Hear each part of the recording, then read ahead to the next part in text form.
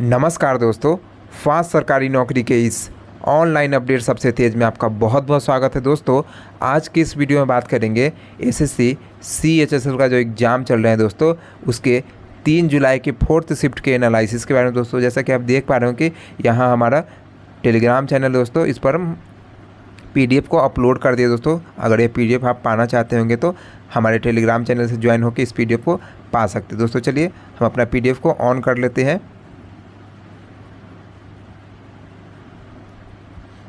जैसा कि आप देख पा रहे होंगे दोस्तों, हमारा PDF ऑन हो गया है और आप क्वेश्चन देख पाएंगे कि सबसे पहला क्वेश्चन हमारे पास आया था। जो कुछ लोगों ने हमें क्वेश्चन भेजा, जैसा सबसे पहला क्वेश्चन था सिटीजनशिप से आर्टिकल पूछा गया था दोस्तों। आगे गुलामगिरी पुस्तक के लेखक पूछा गया था।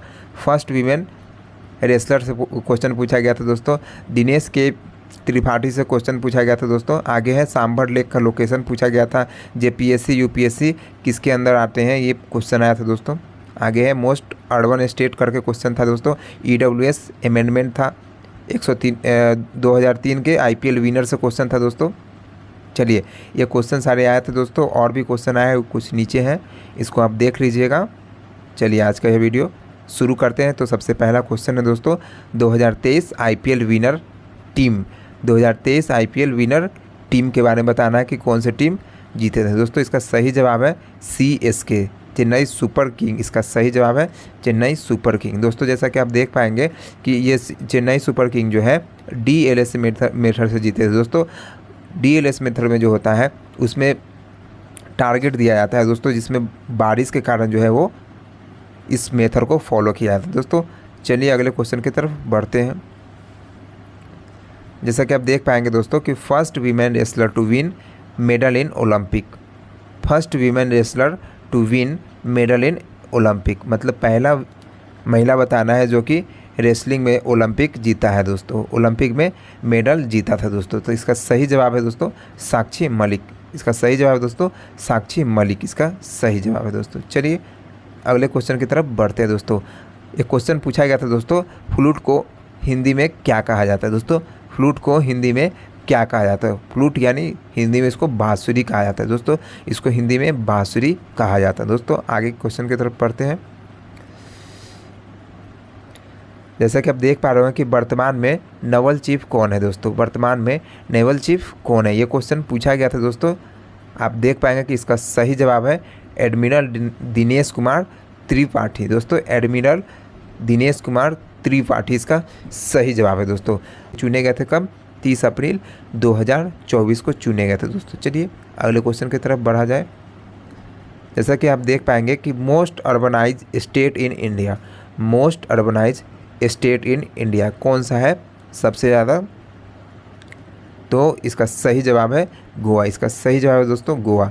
अब चलिए इसके कुछ फैक्ट जान लेते हैं दोस्तों। जैसा कि आप देख पा रहे हैं कि the most urbanise state in India. Urban का मतलब होता है दोस्तों शहरी होता है दोस्तों। अर्बन का मतलब शहरी होता है। The most urban state in India is Goa, in which 62.17% of the people is urban. 62.17% of the people is urban दोस्तों।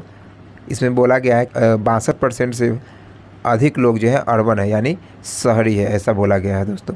आगे बात करते हैं कि 2011 में जब जनगणना हुआ था दोस्तों, तो तमिलनाडु जो था टॉप पर था दोस्तों। तमिलनाडु टॉप पर था, लेकिन अभी जो है गोवा है टॉप पर दोस्तों। पहले तमिलनाडु जो था 48.45 था दोस्तों, इसका अर्बनाइज 48.45 था दोस्तों। चलिए अगले क्वेश्चन की तरफ बढ़ते हैं दोस्तों। पहला क्वेश्चन पूछा गया दोस्तों, पहली बार फीफा में कौन सी कंट्री में हुआ था। जो फीफा हुआ था वो कौन सी कंट्री में हुआ था, यह क्वेश्चन पूछा गया था दोस्तों। चलिए इसका सही जवाब है उरुग्वे। इसका सही जवाब है दोस्तों उरुग्वे, सही जवाब। चलिए इसके बारे में अब जानते हैं। फीफा विश्व कप पहली बार 1930 में तब आयोजित किया गया था जब विश्व कप में फुटबॉल के नियंत्रण निकाय फीफा ने इस विचार को प्रभाव में रखने वाले फीफा अध्यक्ष जुल्स रिमेट के शासनकाल के तहत एक अंतर्राष्ट्रीय पुरुष फुटबॉल प्रतियोगिता के मंच पर सहमति व्यक्त की थी दोस्तों। चलिए आगे बढ़ते हैं। 1930 में हुई उद्घाटन प्रतियोगिता को अंतिम टूर्नामेंट के रूप में चुनौती दी गई थी दोस्तों, अंतिम टूर्नामेंट के रूप में चुनौती दी गई थी, जिसमें संगठन द्वारा केवल 13 टीमों को आमंत्रित किया गया था। संगठन द्वारा केवल 13 टीमों को आमंत्रित किया गया था दोस्तों। स्कॉटलैंड और इंग्लैंड के बीच पहला आधिकारिक अंतर्राष्ट्रीय फुटबॉल मैच 1872 में ग्लासगो में खेला गया था। 1872 में ग्लासगो में खेला गया था। उरुग्वे फीफा विश्व कप का पहला चैंपियन देश बना था। उरुग्वे फीफा विश्व कप का पहला चैंपियन देश बना था दोस्तों। फ्रांस को 2018 में फीफा विश्व कप का खिताब दूसरी बार मिला दोस्तों। फ्रांस को 2018 में जो है फीफा विश्व कप का खिताब दूसरी बार मिला था दोस्तों। चलिए अगले क्वेश्चन की तरफ बढ़ते हैं। जैसा कि आप देख पाएंगे कि पोस क्या होता है, पोस क्या होता है दोस्तों, चलिए इनके बारे में जानते हैं। ये महिला से रिलेटेड है दोस्तों। महिला जो वर्क प्लेस पर जाती है उनको संरक्षित करने के लिए यह पोस एक्ट आया है दोस्तों। चलिए इनके बारे में जानते हैं। जैसा कि आप देख पा रहे होंगे कि यह जो एक्ट है दोस्तों ये 2013 में आया था दोस्तों। यह जो एक्ट है 2013 में सुप्रीम कोर्ट द्वारा लागू किया गया था दोस्तों।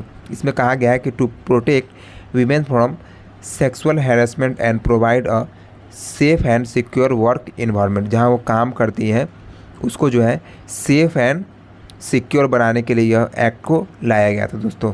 जैसा कि आप देख पाएंगे कि पोस का फुल फॉर्म होता है कि प्रिवेंशन ऑफ सेक्सुअल हैरेसमेंट, इसका फुल फॉर्म होता है। आगे ये जो लागू हुआ था, ये एक्ट जो है 2013 में लागू हुआ था दोस्तों। तो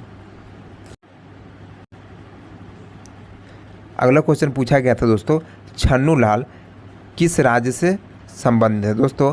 छन्नू लाल जो है किस राज्य से संबंधित है, या फिर क्वेश्चन ऐसा भी हो सकता है दोस्तों कि छन्नू लाल जो है किस घराने से है दोस्तों, ये भी क्वेश्चन हो सकता है दोस्तों। चलिए इसका जवाब जानते हैं दोस्तों। ये जो है यूपी के आजमगढ़ ज़िले के दोस्तों, ये जो है यूपी के आजमगढ़ ज़िले में है दोस्तों। अगर बात किया जाए कि ये कौन से घराने के दोस्तों, ये जो है किराना घराने के दोस्तों। ये जो है किराना और बनारस घराने के हैं दोस्तों। ये बात करते हैं इनके। चलिए जैसा कि आप देख पाएंगे कि पंडित छन्नू लाल मिश्र जो है जन्म जो है 3 अगस्त 1936 को हुआ दोस्तों। इनका जन्म जो है 1936 को हुआ, 3 अगस्त 1936 को हुआ। भारतीय शास्त्रीय गायक है दोस्तों। उत्तर प्रदेश के आजमगढ़ ज़िले में जन्मे। मिश्र की कर्मभूमि बनारस रहा और ये किराना घराना और बनारस घराना की गायकी के प्रतिनिधि कलाकार है दोस्तों। गायकी के प्रतिनिधि कलाकार है। कहाँ के? किराना घराना और बनारस घराना के गायकी के प्रतिनिधि कलाकार हैं। इन्हें जो है कला के क्षेत्र में भारत सरकार द्वारा सन 2020 में इनको कला के क्षेत्र में जो है पद्म भूषण से सम्मानित किया गया था दोस्तों। इनको जो है पद्म भूषण से सम्मानित किया गया था, जो कि तीसरा जो है नागरिक सम्मान है दोस्तों। तीसरा सबसे बड़ा नागरिक सम्मान है पद्म भूषण। चलिए अगले क्वेश्चन की तरफ बढ़ते हैं दोस्तों। जैसा कि आप देख पा रहे हैं कि कौन सा अनुच्छेद में यूपीएससी, बीपीएससी, जेपीएससी का उल्लेख है, ऐसा क्वेश्चन पूछा गया था। या फिर ऐसा भी क्वेश्चन पूछा गया था कि यूपीएससी, जेपीएससी और बीपीएससी को किसके अंदर रखा गया दोस्तों। इसको जो है फेडरलिज्म के अंदर रखा गया। इसका सही जवाब हो सकता है, क्योंकि फेडरलिज्म में 2 टाइप के जो गवर्नमेंट होते हैं दोस्तों। एक होता है सेंट्रल गवर्नमेंट, इसमें जो होता है सेंट्रल गवर्नमेंट और स्टेट गवर्नमेंट, मतलब पावर शेयरिंग की इसमें बात होती है दोस्तों।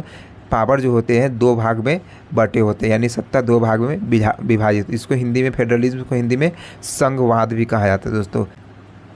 इनके बारे में जैसा कि आप देख पाएंगे कि अनुच्छेद 315 में कहा गया कि संघ और भारत के राज्य हेतु लोक सेवा आयोग यानी पब्लिक सर्विस कमीशन यानी पीएससी का गठन इसमें बताया गया 315 में दोस्तों। 316 में कहा गया है कि यूपीएससी के साथ साथ एसपीएससी यानी स्टेट पब्लिक सर्विस कमीशन के सदस्यों की नियुक्ति और कार्यकाल इसमें बताया गया है। यानी यूपीएससी के साथ साथ एसपीएससी का भी उल्लेख किया गया है, कार्यकाल के उनके उल्लेख किया गया 316 में। आगे बात करते हैं कि 317 में यूपीएससी या एसपीएससी दोनों के सदस्य को हटाने या निलंबित करने का इसमें प्रोसेस इसमें ऐड है दोस्तों। आगे बात करते हैं कि 318 में क्या कहा गया कि आयोग के सदस्यों और कर्मचारियों की सेवा की शर्तें हेतु नियम बनाने की शक्ति इसमें उल्लेख किया गया 318 में। आगे है 319 में आयोग के सदस्यों द्वारा सदस्य न रहने पर पद धारण करने का प्रतिषेध इसमें 319 में कहा गया दोस्तों। 320 में कहा गया कि लोक सेवा आयोग के कार्यों का वर्णन किया गया है दोस्तों। 321 में लोक सेवा आयोग के कार्यों का विस्तार करने की शक्ति 321 में है दोस्तों। आगे है 322 में कहा गया कि लोक सेवा आयोग के व्यय यानी एक्सपेंडिचर के बारे में इसका उल्लेख किया गया, खर्च के बारे में उल्लेख 322 में किया गया है दोस्तों। आगे है 323 लोक सेवा आयोग की रिपोर्ट के बारे में 323 में उल्लेखित है दोस्तों। चलिए अगले क्वेश्चन की तरफ बढ़ते हैं दोस्तों। जैसा कि आप देख पा रहे हो कि चांग डांस जो है किस राज्य का है दोस्तों। चांग डांस जो है किस राज्य का है, तो इसका सही जवाब है दोस्तों नागालैंड। चांग डांस जो है नागालैंड का डांस है दोस्तों। चलिए नागालैंड के डांस के बारे में देखते हैं दोस्तों। नागालैंड का डांस है मोगस रेगमा मयूर नाचा दोस्तों। मोगस रेगमा मयूर नाचा। माइनासो जेलियांग चगाई कुकी नृत्य लेसालूत खम्भालीम सदन के कई तितली नृत्य अग्रिसुकुला अलियुत्तु चांगलो कुलुत्सेन, ये सब नृत्य जो है नागालैंड का नृत्य है दोस्तों।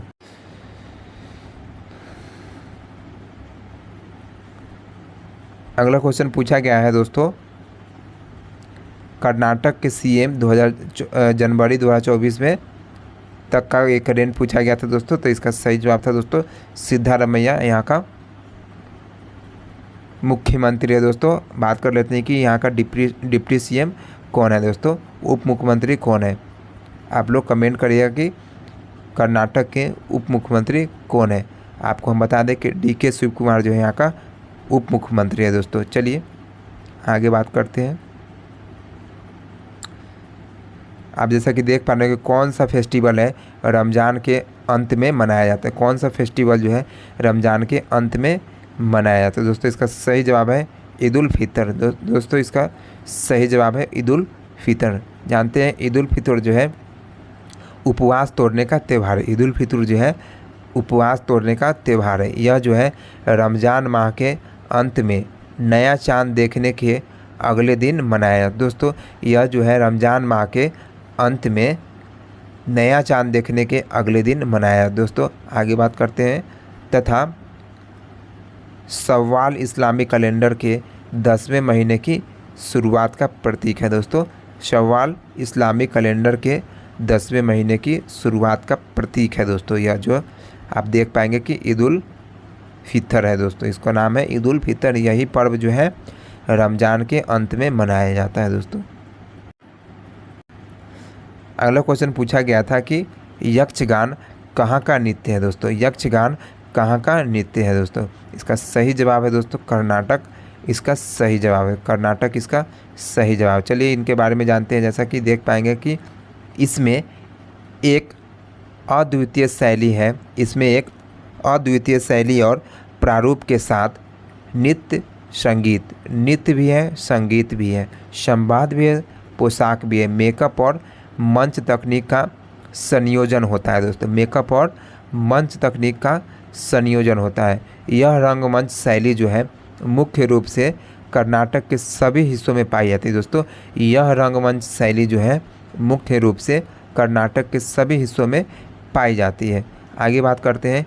यक्षगान जो है परंपरागत रूप से संध्या काल से सुबह तक प्रस्तुत किया जाता है दोस्तों। यह जो है शाम से लेकर सुबह तक प्रस्तुत किया जाता है दोस्तों। यह परंपरागत रूप से इनको सुबह से शाम तक प्रस्तुत किया जाता आ रहा है दोस्तों।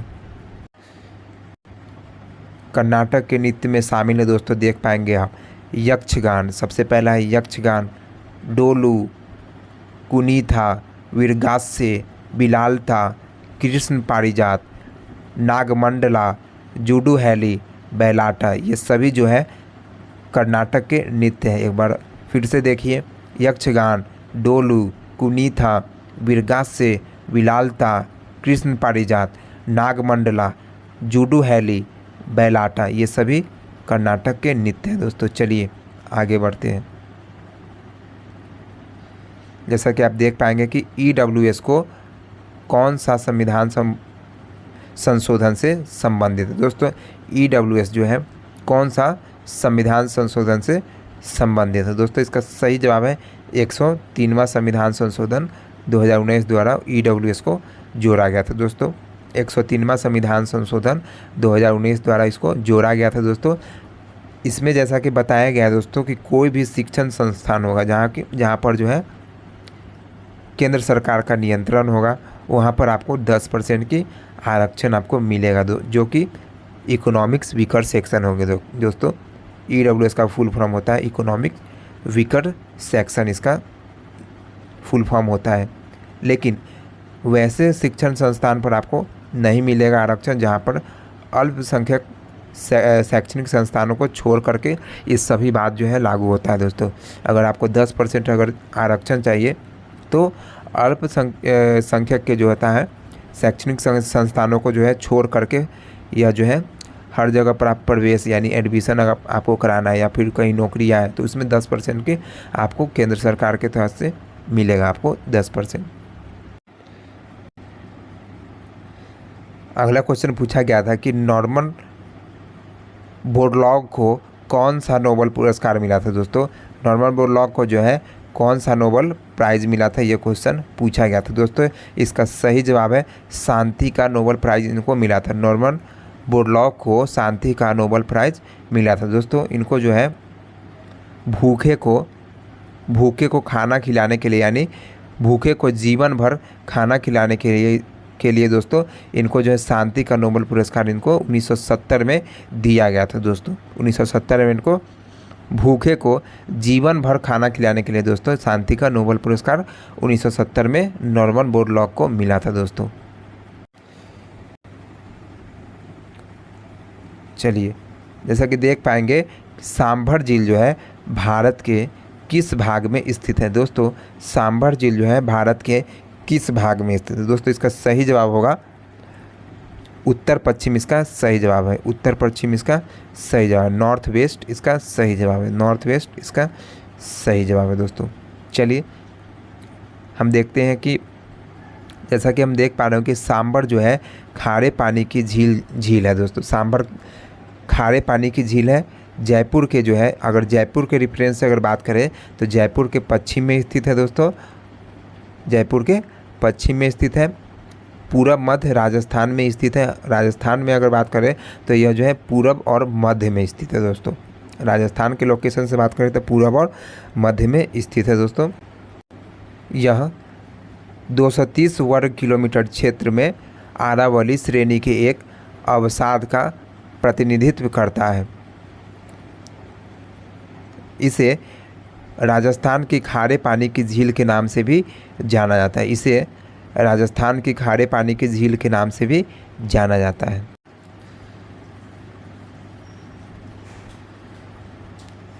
आगे बात करते हैं, यह जो है 4 मौसमी नदियों के जल का दोहन करता है। यह 4 मौसमी नदियों का जल का दोहन करता है। दोस्तों इसमें 4 नदी जो है जाकर के मिलती है जो कि इस प्रकार है, मेघा नदी है, रूपनगढ़ है, खारियन है, खंडेल है।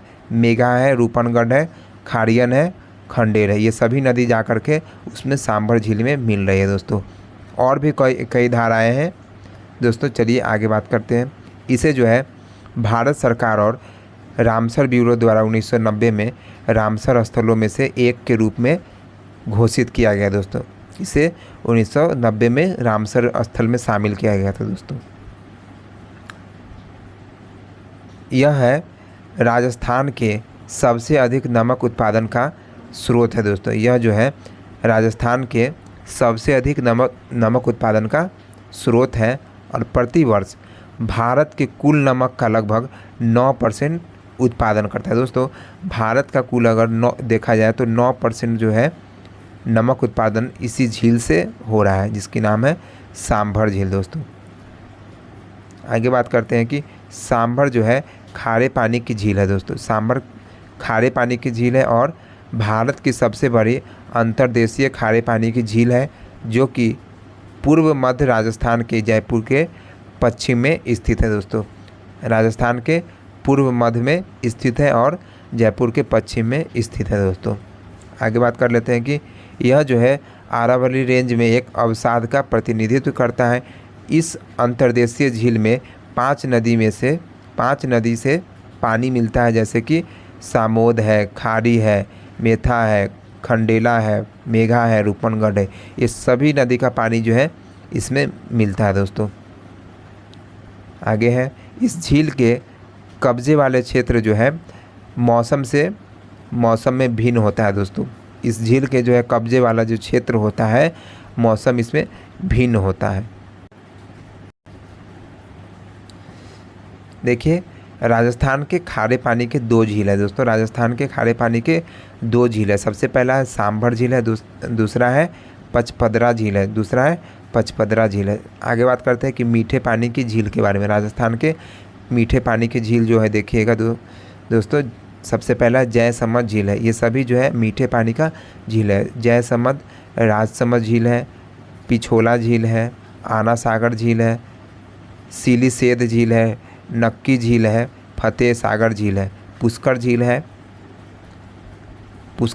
आप जानते हैं पुष्कर मेला जो है राजस्थान में लगता है दोस्तों। आगे है 9 फोए सागर झील है। उसके बाद है रंग सागर झील है। 11 में है बाल समद झील है। उसके बाद स्वस्वरूप सागर झील है। अगला है गजनेर झील है, देख पाएंगे आप, गजनेर झील है। उसके बाद है कोलायत झील है। अगला देखिए दुगरी झील है, तलवार झील है, फिर बुद्ध जोहत झील है। इतने सारे आपको झील दिख पा रहे होंगे दोस्तों। कदीला और मानसरोवर झील भी यहाँ पर है दोस्तों। उसके बाद है पीथमपुरी झील भी यहाँ पर, पीथमपुरी झील भी है दोस्तों।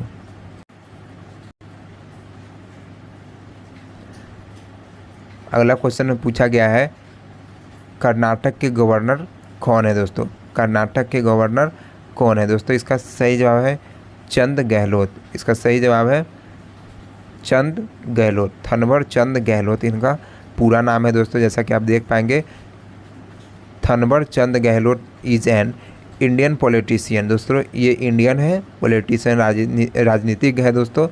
Who is currently and 19th governor of Karnataka since July 2021, मतलब 2021 से कर्नाटक के गवर्नर राज्यपाल है दोस्तों। आगे बात कर लेते हैं कि he is a member of Bharatiya Janata party, यानी बीजेपी का ये मेंबर है, यानी उसके सदस्य है दोस्तों। अगले पॉइंट की तरफ बढ़ते हैं। He was union minister for social justice and empowerment and also the BJP Rajya Sabha leader the constituency in Madhya Pradesh, यानी ये जो है राज्यसभा सांसद है दोस्तों। कहाँ से? तो मध्य प्रदेश से थे दोस्तों। मध्य प्रदेश से राज्यसभा सांसद है। जैसा कि आप देख पाएंगे कि वह जो है केंद्रीय सामाजिक न्याय और अधिकारिता मंत्री थे दोस्तों। मध्य प्रदेश में भाजपा के राज्यसभा नेता भी थे दोस्तों। भाजपा के राज्यसभा नेता भी थे दोस्तों। आगे बात करते हैं, कर्नाटक का कैपिटल कहाँ है दोस्तों। तो इसका कैपिटल है बेंगलुरु। बेंगलुरु। लोकसभा सीटों की संख्या यहाँ पर 28। राज्यसभा सीटों की संख्या कितनी है? तो 12। राज्यसभा सीटों की संख्या कितनी है? तो 12। अगला क्वेश्चन पूछा गया था कि गुलामगिरी किनकी रचना है दोस्तों। गुलामगिरी किनकी रचना है? इसका सही जवाब है दोस्तों ज्योतिबा फूले। इसका सही जवाब है दोस्तों ज्योतिबा फूले। चलिए इस पुस्तक के बारे में जानते हैं उन्होंने क्या कहा था। जैसा कि देख पा रहे हो कि गुलामगिरी जो पुस्तक है भारतीय समाज की सामाजिक संरचना में ब्राह्मणवादी वर्चस्व और पाखंड के बारे में बात करता है दोस्तों। ब्राह्मणवादी वर्चस्व और पाखंड के बारे में बात करता है। इस पुस्तक में ब्राह्मणवादी वर्चस्व और पाखंड के बारे में वर्णन है दोस्तों। आगे है, इसने जाति व्यवस्था की प्रथा की आलोचना की है दोस्तों। इसने जाति व्यवस्था की प्रथा की आलोचना किया है। आगे बात करते हैं ज्योतिबा फूले और उनकी रचनाएं। ज्योतिबा फूले और उनकी रचनाएं देखते हैं दोस्तों। आगे 1848 में उन्होंने पुणे के बुधवारपेट में पहला गर्ल्स स्कूल शुरू किया था दोस्तों। पुणे के बुधवारपेट में पहला गर्ल्स स्कूल उन्होंने शुरू किया था दोस्तों। आगे है 1851 में उन्होंने पुणे में अछूत के लिए पहला स्कूल शुरू किया था। 1851 में उन्होंने अछूत के लिए पहला स्कूल शुरू किया था। 1873 में उन्होंने महिलाओं अछूत जैसे दबे हुए समूह के अधिकारों पर ध्यान केंद्रित करने के लिए सत्यशोधक समाज की गठन किया दोस्तों। उन्होंने महिलाओं अछूत जैसे दबे हुए समूह के अधिकारों पर ध्यान केंद्रित करने के लिए सत्यशोधक समाज की स्थापना किया था दोस्तों। 1873 में उन्होंने सत्यशोधक समाज की स्थापना किया। अगर क्वेश्चन पूछेगा सत्यशोधक समाज की स्थापना किसने किया तो इसका सही जवाब होगा ज्योतिबा फूले। और कब किया था तो 1873 इसका सही जवाब है दोस्तों। चलिए आगे जानते हैं कि बी.आर. अम्बेडकर की पुस्तकें के बारे में जानते हैं दोस्तों। सबसे पहला उनका पुस्तक है रनाडे गांधी जिन्ना। रनाडे गांधी और जिन्ना सबसे पहला पुस्तक है दोस्तों। दूसरा पुस्तक है उनकी हिंदू धर्म की पहेलियाँ। अगला उनकी पुस्तक है रुपये की समस्या। अगला है बुद्ध और उनका धम्म नीति का पुस्तक है दोस्तों। शूद्र कौन थे ये उनकी पुस्तक है। जाति का विनाश यह भी डॉक्टर बी.आर. अम्बेडकर के जो है भीमराव अम्बेडकर की ये सारे ही पुस्तक थे दोस्तों। चलिए अगला क्वेश्चन पूछा गया था दोस्तों नागरिकता से संबंधित अनुच्छेद कौन सा है दोस्तों। इसका सही जवाब दोस्तों अनुच्छेद 5 से 11। यह जो है भाग 2 में है दोस्तों। यह जो है भाग 2 में है अनुच्छेद 5 से 11 दोस्तों। अनुच्छेद 5 से 11।